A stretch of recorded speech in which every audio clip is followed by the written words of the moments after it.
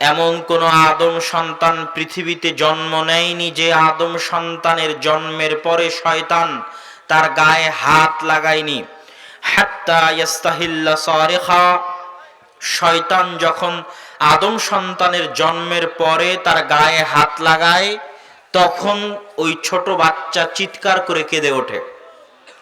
এবং শয়তানের এই হাত লাগানো কৃত্রিম নয়, প্রকৃত, সত্যি, রিয়ালি। শয়তান আদম সন্তান জন্মের পরে তার গায়ে হাত লাগায়, তখন ওই আদম সন্তান চিৎকার করে কেঁদে ওঠে শয়তানের স্পর্শে। রাসূলুল্লাহ সাল্লাল্লাহু আলাইহি ওয়াসাল্লাম বলছেন, ইল্লা মারিয়াম ওয়া ইবনুহু ঈসা, তবে মারিয়াম এবং তার সন্তান ঈসা আলাইহিস সালাতু ওয়াস সালামের জন্মের পরে শয়তান তাদের গায়ে স্পর্শ করেনি। মারিয়াম এবং ঈসা ব্যতীত পৃথিবীর প্রত্যেক মানুষ, সৎ, পরহেজগার, আল্লাহওয়ালা, নবী রাসূল, সকলের জন্মের পরে শয়তান তাদের গায়ে স্পর্শ করেছে। এটা হচ্ছে মানুষের সাথে শয়তানের চিরন্তন সম্পর্কের প্রমাণ আল্লাহ রাসূলের পক্ষ থেকে। 2, রাসূলুল্লাহ সাল্লাল্লাহু আলাইহি ওয়াসাল্লাম বলছেন, এমন কোন আদম সন্তান নেই ইল্লা ওয়ালাহু কারিনান, যেই প্রত্যেক আদম সন্তানের 2 জন করে বন্ধু আছে। কারিনুম মিনাল মালাইকা ওয়া কারিনুম মিনাশ শাইতান, একটা বন্ধু হচ্ছে ফেরেশতা বন্ধু, আর একটা বন্ধু হচ্ছে শয়তান বন্ধু। যত খারাপ কাজের কথা অন্তরে জাগ্রত হয়, প্রত্যেকটা খারাপ কাজ শয়তান আমাদের অন্তরে দেয়। শয়তানের অস্তিত্ব এতটা বাস্তব, এতটা বাস্তব, এতটা বাস্তব যে রাসূলুল্লাহ সাল্লাল্লাহু আলাইহি ওয়াসাল্লাম উদাহরণ দিতে গিয়ে বলছেন, যখন কোনো মানুষ ফজরে ঘুম থেকে উঠার চেষ্টা করে তখন শয়তান তার কাঁধের কাছে গিয়ে 3টা গিট দেয়, গিরহ দেয়, দিয়ে তাকে বলে, নাম নাম নাম, ঘুমাও ঘুমাও ঘুমাও, ইন্নাল লাইলা লাতাবিল, নিশ্চয় রাত এখনো অনেক লম্বা, এত তাড়াতাড়ি উঠার কি প্রয়োজন আছে। মানে বাস্তব উদাহরণ দিচ্ছে রাসূল সাল্লাল্লাহু আলাইহি ওয়াসাল্লাম, যে আমি ঘুম থেকে ফজরের সময় উঠার সময় আমার মনের মধ্যে যে কথা জাগতেছে, এই শীতের রাতে কেন উঠব, এত সুন্দর লেপের কম্বলের গরম ছেড়ে দিয়ে ওই ঠান্ডা পানি দিয়ে কেমনে ওযু করব, অতএব আরেকটু আরাম করি, আরেকটু ঘুমাই। আমার মনের মধ্যেই যে কথাটা জাগতেছে এটা আমার কথা নয়, এটা কার কথা? একটু জোরে বলেন, কার কথা? কে বলছে? রাসূল সাল্লাল্লাহু আলাইহি ওয়াসাল্লাম। কিন্তু আমি কি মনে করি? আমি মনে করি আমার কথা। আমি হয়তো আমার আরামের জন্য, আমার শান্তির জন্য, আমার বিনোদনের জন্য ঘুমাচ্ছি। ঠিক প্রত্যেকটা পাপ কাজ একই অবস্থা। শয়তান শপথ করেছে, ওয়ালা উযিল্লান্নাহুম ওয়ালা উমান্নিয়ান্নাহুম, চ্যালেঞ্জ করেছে আল্লাহ সুবহানাহু ওয়া তাআলার সাথে, যে আদম সন্তানকে সিজদা না করার কারণে আমি জাহান্নামী, ওই আদম সন্তানের যদি সকল আদম সন্তানকে জাহান্নামে নিয়ে যেতে পারি তো তার জন্য আমি চেষ্টা করব। এটা আমার যুদ্ধ, এটা আমার চ্যালেঞ্জ। জান প্রাণ বাজি রেখে প্রত্যেকটা আদম সন্তানকে পথভ্রষ্ট করার চেষ্টা করব। তখন আল্লাহ সুবহানাহু ওয়া তাআলা পাল্টা চ্যালেঞ্জ দিয়েছে, তুমি সারা দিন পরিশ্রম করে যদি আদম সন্তানকে গুনাহ করাও, আর আদম সন্তান দিন শেষে এসে যদি বলে, আল্লাহ গো আমাকে ক্ষমা করে দেন, আমি তোমার ওই চেষ্টার উপর পানি ঢেলে দিয়ে আদম সন্তানের গুনাহ ক্ষমা করে দেব। তুমি জাহান্নামে নিয়ে যাওয়ার জন্য চ্যালেঞ্জ দিয়েছো, গুনাহ করানোর চ্যালেঞ্জ, আমি ক্ষমার চ্যালেঞ্জ দিয়েছি, তবে আদম সন্তানকে ক্ষমা চাইতে হবে। শয়তান গুনাহ করাবে আর আল্লাহ সুবহানাহু ওয়া তাআলা বসে আছেন, আপনি ক্ষমা চাইবেন। শয়তানের বিরুদ্ধে চ্যালেঞ্জ দিয়ে আল্লাহ আপনাকে ক্ষমা করে জান্নাতে নিয়ে যেতে চায়। আল্লাহু আকবার। সম্মানিত উপস্থিতি, তাহলে শয়তানের অস্তিত্বের বাস্তবতা কতটা ভয়াবহ, কতটা ভয়ঙ্কর। এই যে পবিত্র কোরআন আমার সামনে আছে, এই পবিত্র কোরআনের শুরু থেকে নিয়ে শেষ পর্যন্ত আপনাকে চ্যালেঞ্জ দিলাম, আপনি পড়বেন আল্লাহ সুবহানাহু ওয়া তাআলা কাকে আমাদের সবচেয়ে বড় শত্রু বলছে। আল্লাহ সুবহানাহু ওয়া তাআলা পবিত্র কোরআনে অসংখ্য অগণিতবার বলেছে, ইন্নাশ শাইতানা লাকুম আদুউম মুবিন, শয়তান তোমাদের মহাশত্রু। লা তাত্তাবিউ খুতুওয়াতিশ শাইতান, তোমরা শয়তানের পদাঙ্ক অনুসরণ করিও না। আমরা মনে করি একজন সালাফ বলছেন, তিনি বলছেন মাইয়াগতাবানি লাইসা বিআদুউই, যে ব্যক্তি আমার গীবত করে ও আমার শত্রু নয়। মাইয়াত্তাহিমুনি লাইসা বিআদুউই, যে ব্যক্তি আমাকে অপবাদ দেয় ও আমার শত্রু নয়। মাইয়াখুযু মিন্নি মালি লাইসা বিআদুউই, যে আমার ধন সম্পদ ছিনিয়ে নেয় ও আমার শত্রু নয়। আমি যখন আল্লাহর আনুগত্যে থাকি, তখন যে আমাকে আল্লাহর আনুগত্য থেকে জাহান্নামের রাস্তায় নিয়ে যাওয়ার চেষ্টা করে, ও হচ্ছে আমার আসল শত্রু। এটার কথাই আল্লাহ কোরআনে বলেছে। এই আমেরিকা, ভারত, ইসরায়েল এগুলো আপনার বড় শত্রু, এই কথা আল্লাহ সুবহানাহু ওয়া তাআলা বলেননি। কে আপনার সবচেয়ে বড় শত্রু? কেন শয়তান বড় শত্রু জানেন? আপনি ধরেন বিশাল, আজকে আপনার এখানে বিশাল লিল্লাহে তাকবীর দিয়ে একটা জাজবাওয়ালা একটা বক্তব্য দিয়ে দিলাম ইসরায়েলের বিরুদ্ধে। বক্তব্য ঠিক, কথা যৌক্তিক, আপনার রক্ত গরম হলো, আমার রক্ত গরম হলো, সুন্দর বক্তব্য দিলাম। কিন্তু ইসরায়েলের সাথে কবে যুদ্ধ হবে, আদৌ যুদ্ধ হওয়ার সম্ভাবনা আছে কিনা, এর কি গ্যারেন্টি আছে? কিন্তু 24 ঘন্টা কার সাথে যুদ্ধ হচ্ছে? প্রতি সেকেন্ডে কে আমাকে পথভ্রষ্ট করার চেষ্টা করছে? আমার অন্তর পর্যন্ত পথভ্রষ্ট করার ক্ষমতা কার কাছে আছে? শয়তানের কাছে। তাহলে যে আমাকে 24 ঘন্টা আমাকে পথভ্রষ্ট করার চেষ্টা করছে, ও আমার বড় শত্রু? না যার সাথে কোনোদিন দেখা হবে কি হবে না গ্যারেন্টি নাই, সে আমার বড় শত্রু? যে 24 ঘন্টা আমাকে পথভ্রষ্ট করার চেষ্টা করছে, ও আমার বড় শত্রু। শয়তানের অস্তিত্ব যদি আমরা বুঝে যাই যে শয়তান পৃথিবীতে আছে এবং শয়তান আমার উপর প্রভাব বিস্তার করতে পারে, এবং শয়তান আমাদের আত্মা, আমাদের অন্তর, আমাদের রূহ, আমাদের নাফসকে পথভ্রষ্ট করতে পারে, এবার আপনি বুঝবেন আত্মার পরিশুদ্ধতার প্রয়োজন রয়েছে। আত্মা রোগগ্রস্ত, আত্মা ব্যাধিগ্রস্ত, আত্মা রোগী, আত্মা অসুস্থ। কে একে অসুস্থ বানিয়েছে? শয়তান অসুস্থ বানিয়েছে। এবং আত্মা কিভাবে অসুস্থ হয় তাও আপনাকে দেখাই। আমরা দোয়া পড়ি কি, রব্বানা যালামনা আনফুসানা ওয়া ইল্লাম তাগফির লানা ওয়া তারহামনা লানাকুনান্না মিনাল খাসিরিন। হে আল্লাহ, যালামনা আনফুসানা, আমার আত্মার উপর, নাফসের উপর অত্যাচার করেছি। কোন জিনিসের উপর যখন অত্যাচার করা হয় তখন এটা অসুস্থ হয়ে যায়, ভালো থাকে না। আমরা দোয়ার মধ্যে বলছি যে আল্লাহ গো, আমরা অত্যাচার করেছি। কেমনে অত্যাচার হয়? দোয়া মাসুরার মধ্যে বলছেন আল্লাহুম্মা ইন্নী যালামতু নাফসি, আল্লাহ আমি অত্যাচার করেছি। আমরা আমাদের নাফস, আত্মার উপর অত্যাচার করেছি। কেমনে আপনি আপনার আত্মা এবং নাফসের উপর অত্যাচার করলেন? দেখেন রাসূলুল্লাহ সাল্লাল্লাহু আলাইহি ওয়াসাল্লাম এই অত্যাচারের ধরন বর্ণনা করেছেন যে কিভাবে আমরা নাফসের উপর অত্যাচার করি। তিনি বলেন, ইন্নাল আবদা ইযা আখতা খাতিআতান, যখন কোনো বান্দা একটা গুনাহ করে, নুকিতাত ফি কলবিহি নুকতাতান সাউদা, তখন তার হৃদয়ের উপর একটা কালো দাগ পড়ে যায়। জালামনা, অত্যাচার হচ্ছে অন্ধকার, জুলম অন্ধকার, জুলমা অন্ধকার, কালো অন্ধকার, অত্যাচার অন্ধকার। যখন মানুষ কোনো গুনাহ করে তখন তার হৃদয়ের উপর একটা কালো দাগ পড়ে যায়। ফাস্তাগফারা ওয়া তাবা, যদি তওবা করে, ইস্তেগফার করে, অন্তর আগের অবস্থায় ফিরে যায়।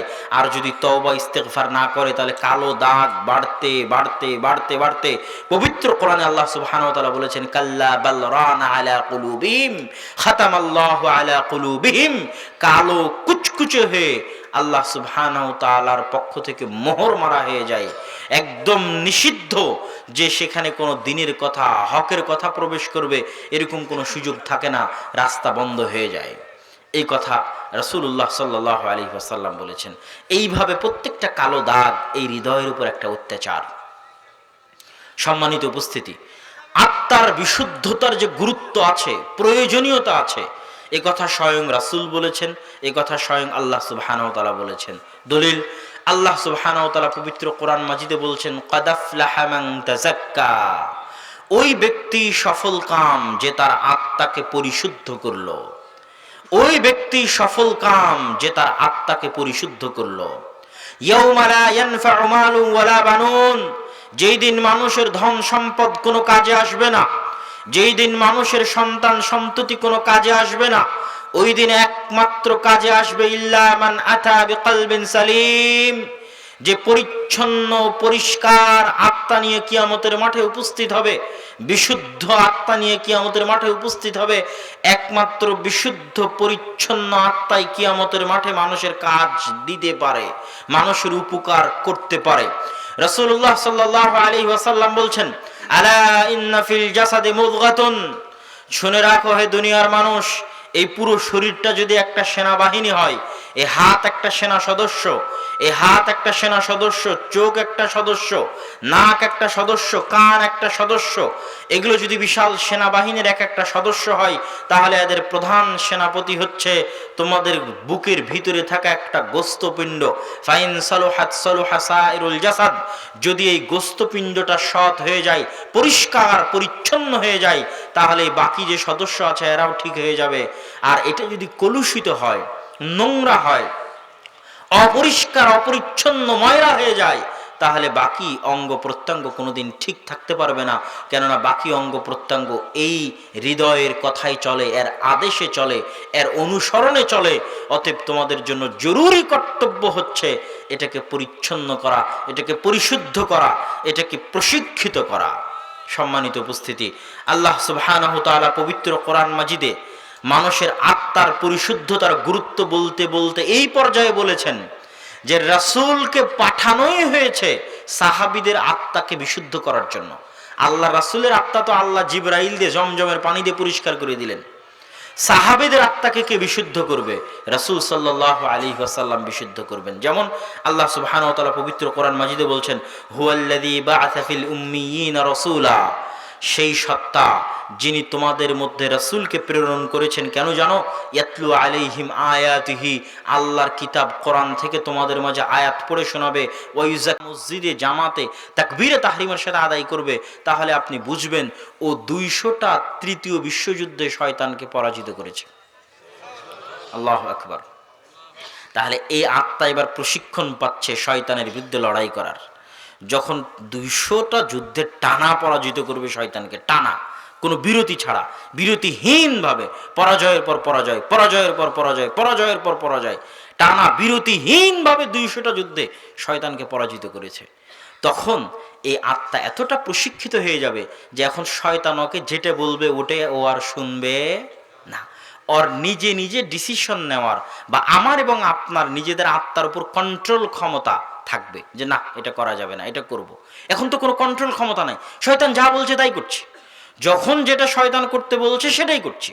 উই হ্যাভ নো কন্ট্রোল পাওয়ার, আমাদের কোনো কন্ট্রোল ক্ষমতা নাই আমাদের নিজের নফসের উপর, নিজেদের আত্মার উপর। যখন খাবার দেখছি পেট ভরে খেয়ে নিতে হবে, বাস, কোনো কন্ট্রোল নাই। যখন দেখছি মোবাইলে একটা অশ্লীল ছবি আসতেছে ওটা দেখে শেষ করে দিতে হবে, কোনো কন্ট্রোল নাই। যখন দেখতেছি এখানে হারাম টাকা পাওয়া যাচ্ছে ইনকাম করে নিতে হবে, কোনো কন্ট্রোল নাই। যখন দেখতেছি এখানে বিড়ি সিগারেট আছে খেয়ে ফেলে দিতে হবে, কোনো কন্ট্রোল নাই। যখন দেখতেছি এখানে একটা মেয়ের মোবাইল নাম্বার পাওয়া যাচ্ছে ফোন দিয়ে গল্প করতে হবে, কোনো কন্ট্রোল নাই। তাহলে প্রত্যেকটা পদক্ষেপে শয়তান আমাকে যে অর্ডার দিচ্ছে, আমি বিনা দ্বিধায় বিনা চিন্তায় শয়তানের রাস্তায় চলতেই আছি, চলতেই আছি। আর শয়তান ততক্ষণ পর্যন্ত আরামে চালাতেই পারবে যতক্ষণ আপনি আত্মাকে কোনো কাজ না দিবেন। তাহলে আপনি যে গুনাহের সাথেই থাকেন, পৃথিবীর যত বড় গুনাহের সাথে থাকেন, আপনার সবচেয়ে বড় পথ হচ্ছে ওই গুনাহ থেকে বাঁচার। সেটা হচ্ছে গুনাহগুলো হচ্ছে কেন? আপনার আত্মার উপর কোনো কন্ট্রোল ক্ষমতা নেই। এই জন্য কন্ট্রোল ক্ষমতা নাই কেন? আত্মা কোনোদিন শয়তানের বিরুদ্ধে একটা যুদ্ধ জয়লাভ করেনি, তো কি কন্ট্রোল ক্ষমতা থাকবে? তাহলে আত্মাকে জয়লাভ করাতে হবে কি? গুনাহ থেকে বিরত থাকার মাধ্যমে না, ওটা পরে, আগে কাজ কর, তারপরে। গুনাহ থেকে বিরত থাকা অনেক পরে, আগে তুই কর কাজ। কোনো কাজই তো নাই, কি করবে? তো একটাই কাজ আল্লাহ সুবহানাহু ওয়া তাআলা এই জন্য দিয়েছে, সেটা হচ্ছে 5 ওয়াক্ত সালাত। এইটা একটা কাজ, এইটা যদি করার মধ্যে কেউ থাকে তাহলে আত্মাকেও আদেশ মানাতে পারতেছে, ইউ হ্যাভ ডু, এই আত্মা এটা করতে হবে, কিন্তু এখন ফজরের নামাজ পড়তে হবে, এখন জোহরের নামাজ পড়তে হবে। এই যে ওয়ার্ডার, ও আপনার ওয়ার্ডার মানতেছে, আস্তে আস্তে ওকে আপনি কাজ করাচ্ছেন। এইভাবে যখন সালাতের মধ্যে আপনি পাবন্ধ হয়ে যাবেন এবং অন্তত প্রথম ধাপ কমপ্লিট করবেন 40 দিনের, তখন আপনি আসলে শয়তানের যে কন্ট্রোল ক্ষমতা আপনার আত্মার উপর আছে এটা অনেকটা কমে যাবে এবং আপনার নিজের কন্ট্রোল ক্ষমতা আপনার আত্মার উপর বাড়বে। আল্লাহ সুবহানাহু ওয়া তাআলা আমাদের তৌফিক দান করুক, আল্লাহুম্মা আমিন। সম্মানিত উপস্থিতি, এবার তৃতীয় পদ্ধতি, আত্মাকে প্রশিক্ষিত করার, প্রশিক্ষণ দেওয়ার, পরিশুদ্ধ করার তৃতীয় কাজ বলার আগে মাঝখানে আরেকটা কথা বলিনি, যে ইসলামে যত হুকুম আহকাম আছে সব হুকুম আহকাম দিন শেষে আত্মাকে পরিশুদ্ধ রাখার জন্যই। সব হুকুম আহকামই দিন শেষে আত্মাকে ক্লিন রাখার জন্য। যেমন সিয়াম, রমাজান মাসের রোজা, এটা একটা প্রশিক্ষণ। না খেয়ে থাকতে হবে, গুনাহ বিরত থাকতে হবে, এটা একটা প্রশিক্ষণ। আত্মাকে কন্ট্রোল করা, যে না খাওয়া যাবে না, না গুনাহ করা যাবে না, কেন আমি রমজান মাসে আছি, এটা একটা প্রশিক্ষণ, অল কাইন্ড অফ প্র্যাকটিস, যে আপনি আত্মাকে কন্ট্রোল করা শিখতেছেন। এরকম প্রত্যেকটা জায়গায় যেমন আমাদের অন্তরের অসংখ্য ব্যাধি আছে, খালি যেগুলোই ব্যাধি তা নয়, লোভ লালসা ব্যাধি, কৃপণতা ব্যাধি, জাকাত দিতে হবে।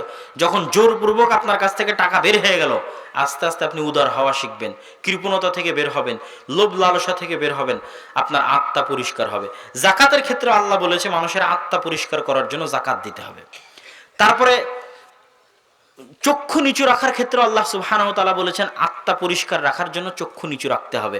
ওগুলো বিষয় আমি বিস্তারিত বলবো। তো তৃতীয় পদ্ধতি বলার আগে মাঝখানে যেটা বললাম, ইসলামের যত হুকুম আহকাম আছে সবগুলোর মূল উদ্দেশ্য হচ্ছে আমাদের নাফস যেন ক্লিন এবং পরিষ্কার থাকে।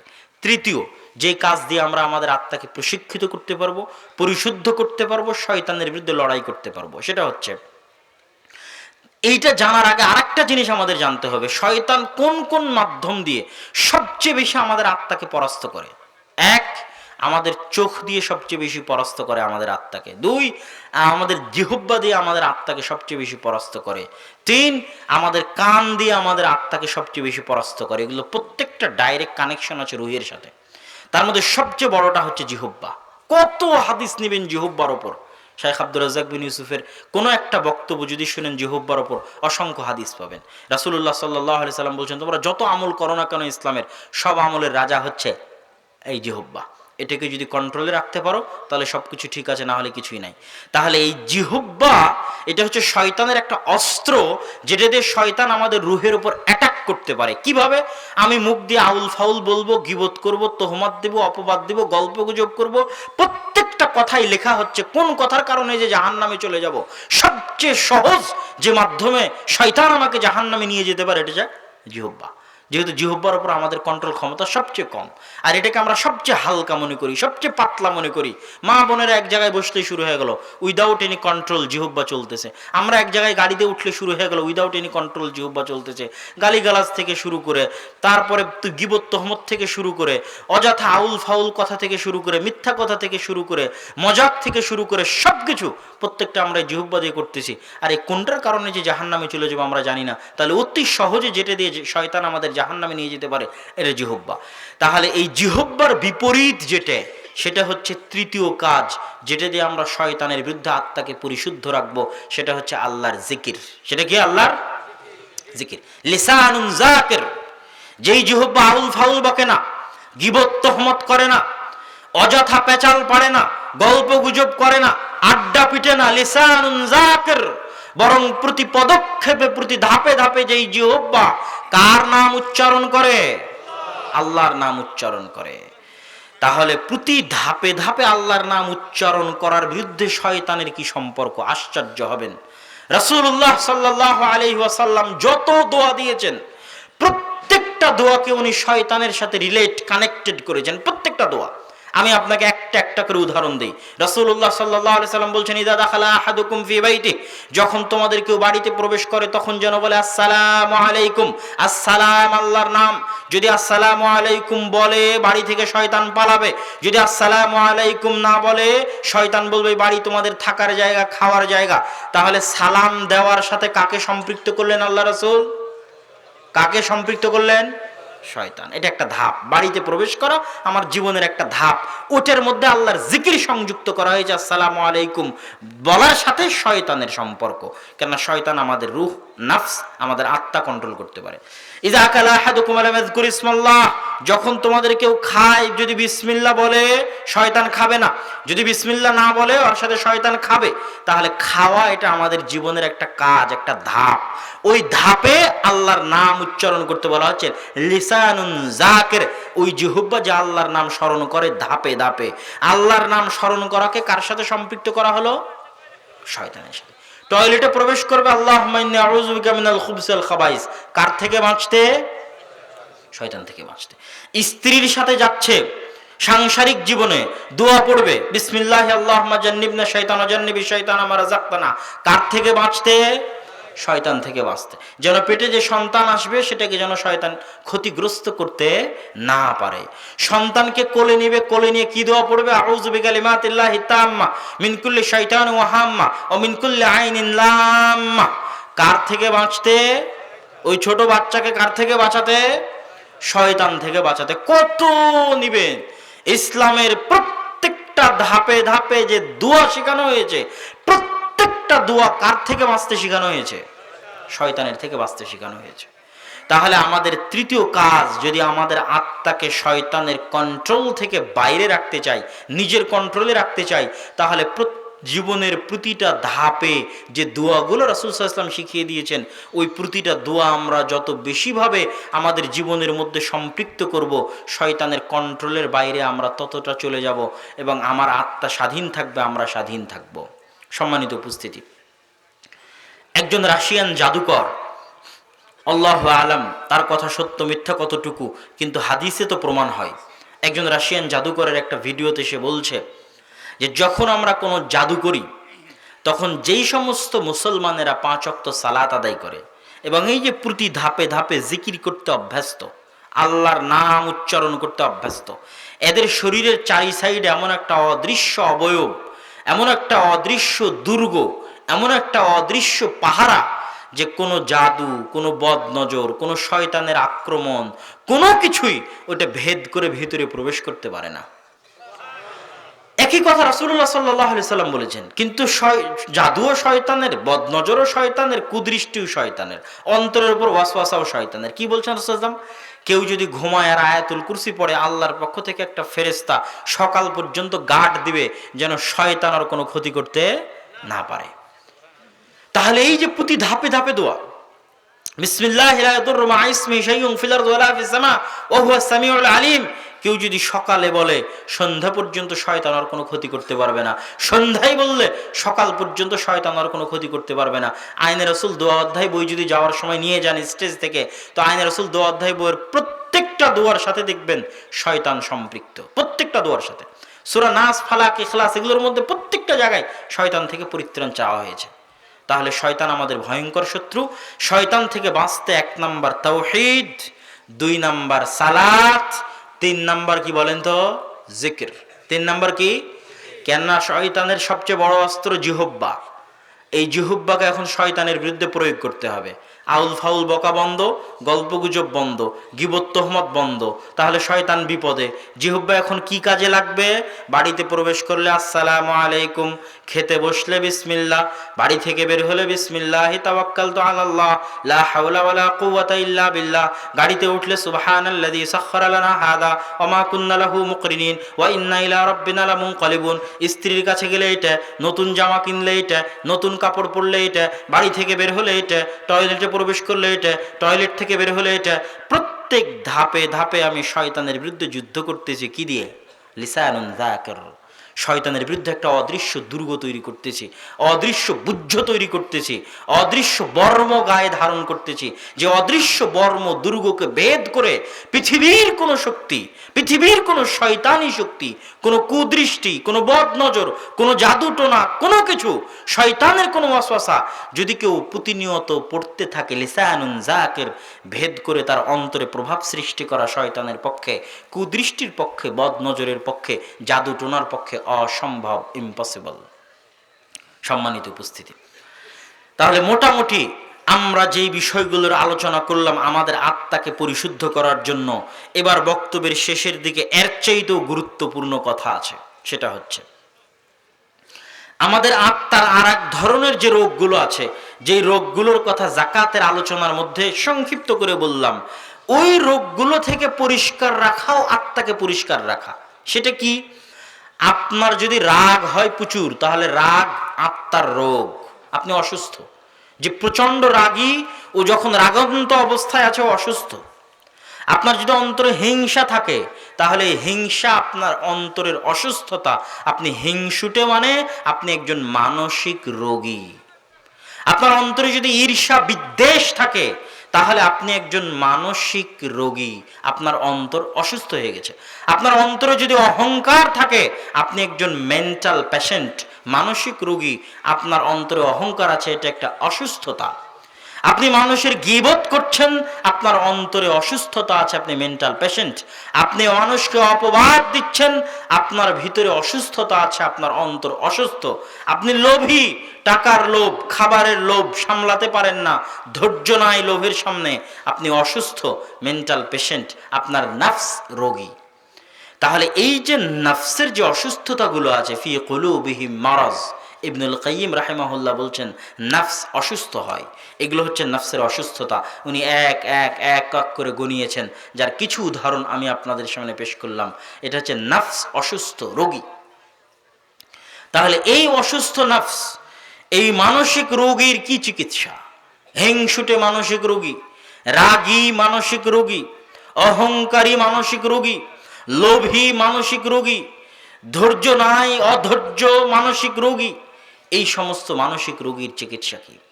রাসূলুল্লাহ সাল্লাল্লাহু আলাইহি ওয়াসাল্লামের কিছু হাদিস যদি আমরা সামনে রাখি, তাহলে আমাদের জন্য সহজ হবে এই সমস্ত মানসিক রোগের চিকিৎসা করতে। আগে আমাদের জানতে হবে যে এই সমস্ত মানসিক রোগ থেকে দূরে থাকা কতটা মহৎ এবং মহান কাজ, এবং এই সমস্ত মানসিক রোগে লিপ্ত হওয়া কতটা ভয়ঙ্কর এবং জঘন্য অপরাধ। সম্মানিত উপস্থিতি, রাসূলুল্লাহ সাল্লাল্লাহু আলাইহি ওয়াসাল্লাম একদিন এইরকম একটা মাজলিসে বসে আছেন। হাদিসের বর্ণনাকারী আনাস ইবনে মালিক, তিনি বলছেন, বাইনামা নাহনু জুলুসুন ইনদান নবী সাল্লাল্লাহু আলাইহি ওয়াসাল্লাম, আমরা সাহাবীরা রাসূল সাল্লাল্লাহু আলাইহি ওয়াসাল্লামের নিকটে বসে আছি একত্রে। হঠাৎ রাসূলুল্লাহ সাল্লাল্লাহু আলাইহি ওয়াসাল্লাম বললেন, ইয়াত্তালিউ আলাইকুম রাজুলুম মিন আহলিল জান্নাহ, কিছুক্ষণের মধ্যে তোমাদের নিকটে, তোমাদের মধ্যে একজন জান্নাতি ব্যক্তি আসবে। তো আমরা দেখলাম যে রজুলুম মিনাল আনসার, একজন আনসারি সাহাবী উজু করে তার দাড়ি নাড়াতে নাড়াতে, পানি ঝাড়তে ঝাড়তে মসজিদে প্রবেশ করলেন। দ্বিতীয় দিন আমরা রাসূলুল্লাহ সাল্লাল্লাহু আলাইহি ওয়াসাল্লামের সাথে বসে আছি। তিনি বললেন, ইয়াত্তালিউ আলাইকুম রাজুলুম মিন আহলিল জান্নাহ, তোমাদের নিকটে এখন একজন জান্নাতি ব্যক্তি আসবেন। আমরা আশ্চর্য হয়ে দেখলাম গতকাল যে ব্যক্তি এসেছিলেন ওই ব্যক্তি আজ দ্বিতীয় দিন, তিনি একজন আনসারি সাহাবী, তার নাম হাদিসের মধ্যে উল্লেখ নাই। তৃতীয় দিন রাসূলুল্লাহ সাল্লাল্লাহু আলাইহি ওয়াসাল্লাম বললেন, ইয়াত্তালিউ আলাইকুম রাজুলুম মিন আহলিল জান্নাহ, এখন তোমাদের মধ্যে একজন জান্নাতি ব্যক্তি আসবে। আমরা দেখলাম ওই ব্যক্তি যে প্রথম দিন এসেছিল, ওই ব্যক্তি যে দ্বিতীয় দিন এসেছিল, ওই আনসারি সাহাবী আজকে প্রবেশ করলেন। তো আব্দুল্লাহ ইবনে আমর ইবনে আল-আস বলছেন, আমার অন্তরে কৌতূহল তৈরি হলো যে এই ব্যক্তির আমল সম্পর্কে অনুসন্ধান করার। প্রত্যেক মা এবং বোন, যতদূর পর্যন্ত মাইকের আওয়াজ যাচ্ছে, যতদূর পর্যন্ত মানুষ যারা দোকানপাটে বাজার করতেছে তাদের কানে আওয়াজ যাচ্ছে, তাদেরকে এই হাদিসটা, অন্য সকল আলোচনার সকল কথা ভুলে গেলেও এই হাদিসটা একটু 2 মিনিট 5 মিনিট মনোযোগ দিয়ে শ্রবণের আহ্বান জানাচ্ছি। হাদিস সহিহ, রাসূলুল্লাহ সাল্লাল্লাহু আলাইহি ওয়াসাল্লাম পরপর 3 দিন একজন ব্যক্তির ব্যাপারে বললেন এই ব্যক্তি জান্নাতি। আব্দুল্লাহ ইবনে আমর ইবনে আল-আস বলছেন, আমার আগ্রহ হলো, আমি জানতে চাই এই ব্যক্তি কি আমল করে। আমি তার কাছে গিয়ে বাহানা করলাম, বাহানা করে তার কাছে 3 দিন থাকতে চাইলাম, 3 দিন 3 রাত তিনি আমাকে থাকার অনুমতি দিলেন। ফাবাতা ইনদাহু 3 লায়ালিন ওয়া 3 আইয়ামিন, আব্দুল্লাহ ইবনে আমর ইবনে আল-আস রাদিয়াল্লাহু তাআলা আনহু তার নিকটে 3 রাত 3 দিন অবস্থান করলেন। আব্দুল্লাহ ইবনে আমর ইবনে আল-আস রাদিয়াল্লাহু তাআলা আনহু নিজের মুখের কথা আপনাকে বলছি। উনি বলছেন, ফাকানা লা ইয়ারা মিনহু কাসীরা আমালিন, এই 3 দিন 3 রাতে আমি বড় কোনো আমল দেখতে পেলাম না, যে অতিরিক্ত কোনো আমল তিনি করছেন, এরকম অতিরিক্ত কোনো আমল আমি তার আমল নামায় দেখলাম না। আরো নির্দিষ্ট করে আব্দুল্লাহ ইবনে আমর ইবনে আল-আস রাদিয়াল্লাহু তাআলা আনহু উল্লেখ করছেন, লাম ইয়ারাহু মুতাহাজ্জিদান ফিল লাইল, রাতের বেলায় তাহাজ্জুদের সালাত আদায় করতেও দেখলাম না।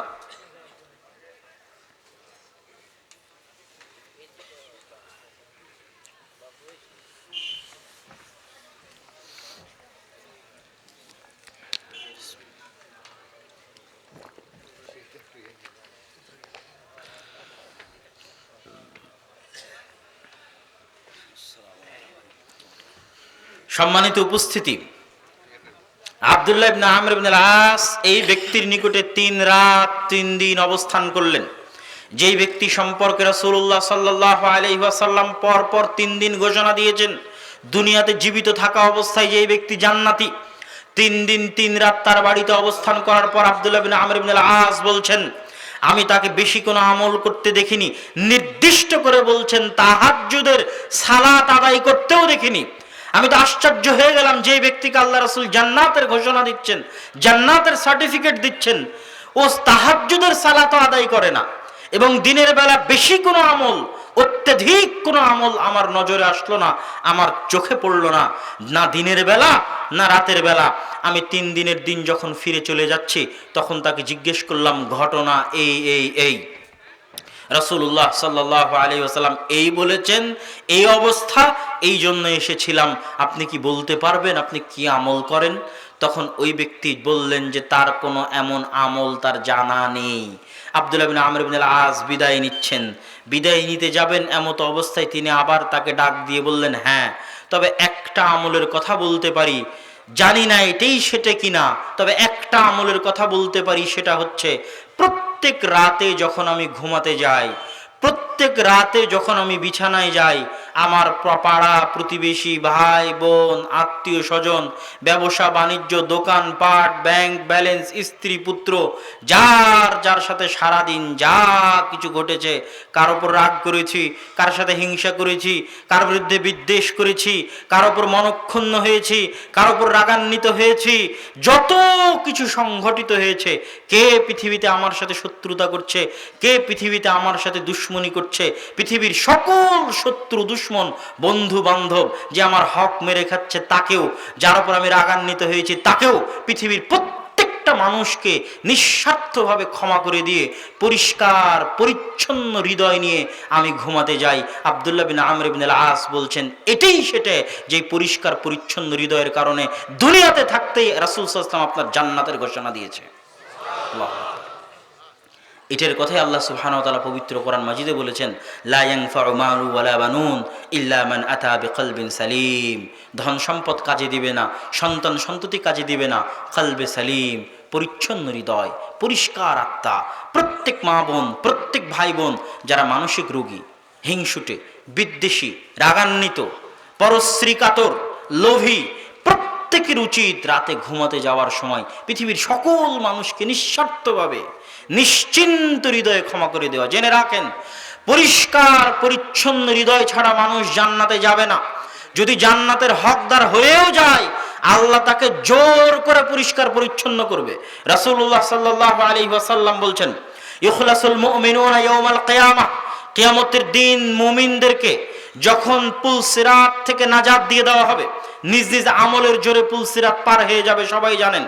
পুলসিরাত পার হয়ে যাওয়ার পর মুমিনদেরকে বাধা দেওয়া হবে, ইউহবাসুন, কোথায় বাধা দেওয়া হবে? ইনদাল কান্তারা, আর একটা ব্রিজ, আর একটা নদী তাদেরকে অতিক্রম করতে হবে, ওখানে তাদেরকে বাধা দেওয়া হবে। কেন? ইউকাসসু বাইনাহুম মাযালিম আল্লাতী কানাত ফিদ দুনিয়া। ওই কান্তারার মধ্যেই সমস্ত জান্নাতি মুমিনদের হৃদয়ে যে বিদ্বেষ ছিল হালকা পাতলা, কারো বিরুদ্ধে যদি হিংসা থেকে থাকে, কারো বিরুদ্ধে যদি রাগ থেকে থাকে, ক্ষোভ থেকে থাকে, এই সামান্য হিংসা নিয়ে তাকে জান্নাতে যেতে দেওয়া হবে না, এই সামান্য বিদ্বেষ নিয়ে তাকে জান্নাতে যেতে দেওয়া হবে না। জান্নাত রোগী, মানসিক রোগীদের জন্য নয়, জান্নাত পরিষ্কার পরিচ্ছন্ন হৃদয়ের অধিকারীদের জন্য। এই জন্য আল্লাহ ওখানে একটা নদী বানিয়েছেন, ওই নদীতে গোসল করে প্রত্যেক মুমিনের হৃদয়কে বাধ্যতামূলক পরিষ্কার পরিচ্ছন্ন করা হবে। এবং জান্নাতে কোনো মুমিনের প্রতি কোনো মুমিনের কোনো হিংসা, কোনো মুমিনের প্রতি কোনো মুমিনের কোনো রাগ, কোনো মুমিনের প্রতি কোনো মুমিনের কোনো বিদ্বেষ কিছুই থাকবে না। সকল হিংসা বিদ্বেষ মুক্ত অবস্থায়, পরিষ্কার পরিচ্ছন্ন অবস্থায় জান্নাতে প্রবেশ করতে হবে। তাহলে তার ফজিলত কত বেশি যে দুনিয়াতে থাকতেই পরিচ্ছন্ন হৃদয় নিয়ে বিদায় নিবে। আল্লাহু আকবার। জান্নাতে পরিচ্ছন্ন হৃদয়ের অধিকারী মানুষ ছাড়া প্রবেশ করতে পারবে না। সম্মানিত উপস্থিতি, আমি আমার বক্তব্যের শেষের দিকে চলে এসেছি। আবারও আপনাদের সামনে বক্তব্যের সারমর্ম পেশ করি। তাজকিয়াতুন নফস, আত্মা পৃথিবীতে তৈরি হয়নি, আসমান থেকে এসেছে। আত্মার উপর কন্ট্রোল ক্ষমতা আছে শয়তানের, দলিল দিয়েছে অসংখ্য। শয়তান 24 ঘন্টা পথভ্রষ্ট করছে আত্মাকে, অতএব আত্মাকে রক্ষা করতে হবে। কেমনে রক্ষা করব? প্রথমে তাওহীদ দিয়ে আত্মাকে মুক্তি দিতে হবে দাসত্ব থেকে। দ্বিতীয়ত সালাত দিয়ে আত্মাকে প্রশিক্ষিত করতে হবে। টানা 40 দিন 5 ওয়াক্ত সালাত জামাত, এটা সবচেয়ে বড় কোর্স। আত্মাকে প্রশিক্ষিত করার শয়তানের বিরুদ্ধে যুদ্ধের। তৃতীয়ত জিকির। শয়তানের তিনটা রাস্তা বলেছিলাম, চক্ষু, কান এবং জিহব্বা। জিহব্বা সবচেয়ে বড় রাস্তা, এই জন্য শয়তানের বিরুদ্ধে সবচেয়ে বড় যুদ্ধটা হবে জিহব্বা দিয়ে। শয়তান চাইবে আমি আউল ফাউল বকি, গিবত তোহমত করি, অপছন্দনীয় কথা বলি, রাজনীতির কথা বলি, এই সেই করি, এগুলো বন্ধ করে দিয়ে শয়তান অকেজ অচল। এবার জিহব্বা দিয়ে শুধু আল্লাহর জিকির হবে, লিসানুন জাকির। তাহলে শয়তানের আপনাকে জাহান্নামে নিয়ে যাওয়ার অনেক বড় রাস্তা বন্ধ হয়ে গেছে। এইরকম আমাদের চক্ষুকে পরিষ্কার করা, কানকে পরিষ্কার করা, এগুলো প্রত্যেকটা রাস্তা ডাইরেক্টলি কানেক্টেড উইথ নাফস, সরাসরি আমাদের নাফসের সাথে কানেক্টেড। শয়তানের এই ষড়যন্ত্র, শয়তানের এই ঘাট, মাকাইদ আর শয়তান, শয়তানের এই ষড়যন্ত্রগুলো থেকে বেঁচে আমরা যদি আমাদের আত্মাকে পরিশুদ্ধ, পরিষ্কার, পরিচ্ছন্ন করতে পারি, আল্লাহ সুবহানাহু ওয়া তাআলা আমাদেরকে অবশ্যই জান্নাত দিবেন। এবং আল্লাহ সুবহানাহু ওয়া তাআলার কাছে আমরা সেই কামনাই করি, আল্লাহ সুবহানাহু ওয়া তাআলা আমাদের সকলের আত্মাকে তাজকিয়া, মুজাক্কা, নাকি, তাকি, পরিষ্কার পরিচ্ছন্ন করার এবং আমাদের প্রত্যেকের আত্মাকে জাকি, তাকি এবং নাকি হওয়ার তৌফিক দান করুক, আল্লাহুম্মা আমিন। সম্মানিত উপস্থিতি, আল জামিয়া সালাফিয়া, রূপগঞ্জ, নারায়ণগঞ্জ, দোসরা তেসরা মার্চ। জানি না আপনারা রাজশাহীতে গেছিলেন কিনা, না গিয়ে থাকলে পরবর্তীতে যাওয়ার চেষ্টা করবেন। দোসরা তেসরা মার্চ রূপগঞ্জ, নারায়ণগঞ্জ সালাফি কনফারেন্স, এবং দিনাজপুরে কনফারেন্স আছে তেসরা ফেব্রুয়ারি। যদিও এটা আপনাদের এখান থেকে দূরে হতে পারে, তবে যেটাতে আপনাদের পক্ষে সম্ভব হবে সেটাতে অংশগ্রহণ করবেন, এই আহ্বান রেখে আজকের সংক্ষিপ্ত বক্তব্য এখানেই শেষ করছি। আসসালামু আলাইকুম ওয়া রাহমাতুল্লাহি ওয়া বারাকাতুহু।